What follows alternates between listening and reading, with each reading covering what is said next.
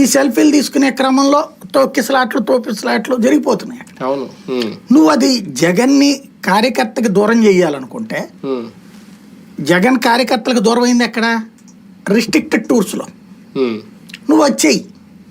నువ్వేం చేస్తున్నావు? ఎప్పుడైతే ఈ రిస్ట్రిక్షన్ పెట్టి రాకూడదు, కనబడకూడదు, ఒంటరిగా వచ్చి వెళ్ళిపోవాలా, అదేదో పెరోల్ మీద వచ్చినటువంటి ఖైదీ గనక ఇంట్లో మాత్రం ఉండేసి ఎవరితో కలవకూడదు, ఫంక్షన్ చేసుకోకూడదు అన్నట్టు పెట్టుకుని వెళ్తే ఏమైపోతుంది? జనాలందరూ ఎగబడుతున్నారు. నువ్వు రిస్ట్రిక్ట్ చేయకపోతే, రిస్ట్రిక్ట్ చేసినప్పుడు 40,000 మంది వస్తే, రిస్ట్రిక్ట్ చేయనప్పుడు 15,000 మంది వస్తారు. ఇది నువ్వు గుర్తుపెట్టుకోవాల్సినటువంటి అంశం. అట్లా గుర్తుపెట్టుకోవట్లే. అంటే ఆంక్షల్లో విచిత్రం ఈసారి, అంటే వెహికల్స్ అయి పెంచినట్టున్నారు ఈసారి. 15 వాహనాలు ఏదో అనుమతి అన్నట్టున్నారు 10 మంది. కానీ ఇక్కడ విచిత్రం ఏంటంటే నల్లపరెడ్డి ప్రశాంత్ కుమార్ రెడ్డి ఇంటికి వెళ్ళకూడదని చెప్పడం ఏంటి?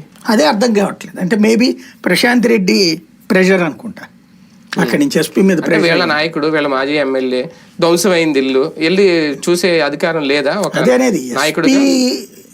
ఇక్కడ యాక్షనే తప్పది. అసలు మొన్న జరిగినటువంటి యాక్టివిటీలోనే అతని ఇంటి మీద దాడి జరుగుతుంటే పోలీసులు నిద్రపోవడం ఏంటి? ఇప్పుడు ఇక్కడ ఎన్టీఆర్ ట్రస్ట్ పోయిన రోజున గొడవ అప్పుడు మనం ఏమన్నాం? పోలీసులు అక్కడ ఉండి అలా నువ్వు పోనాయన బతిలాడుకోవడం సిగ్గుండాలి కదా, అలా కనుక్కున్నాం లేదా మనం? ఇక్కడ ఏంటి? పోలీసుల దగ్గర ఉండాలి, బస్సు వాళ్ళ వెహికల్స్ ఎక్కించి పంపిస్తే ఇంకేంటి అక్కడ పోలీసింగ్ ఏముంది? రెండవది, నల్లపరెడ్డి ప్రశాంత్ కుమార్ రెడ్డి, వేమిరెడ్డి ప్రశాంత్ రెడ్డి విమర్శించినందుకేమో కేసు ఉంటదట, ఇంటి మీద దాడి చేసినందుకు కేసు ఉండదట. ఇప్పుడు నువ్వు పెట్టలేదు. ఇప్పుడు ఎన్టీఆర్